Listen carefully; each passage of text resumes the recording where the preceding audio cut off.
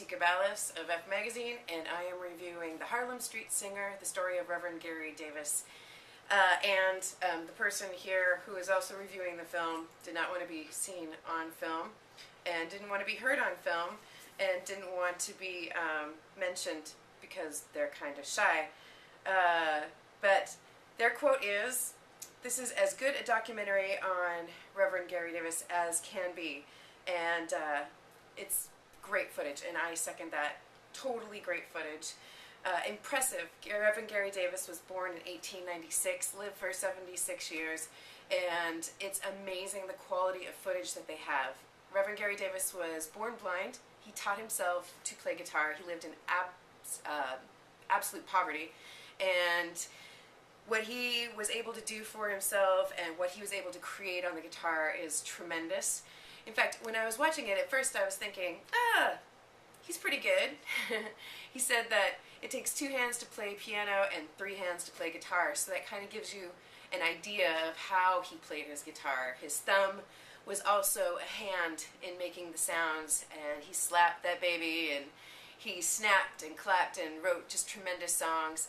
By the age of 11, he was on tour with Willie Walker, who was a big act at the time, and became a street musician, and was pretty much the first and only street musician that we can really look at in history and say, wow, because while he was a street musician, big musicians all over were recording his music, which is impressive in itself. He went from being just this blind kid street singer to becoming a gospel singer and reverend, hence the name Rev Gary Davis, and to playing huge pop festivals, folk festivals. In fact, historians don't really know how to categorize him. Is he folk? Is he blues? Is he gospel? And he was really all of those things. And his songs are really well known. Samson and Delilah, that's a big one.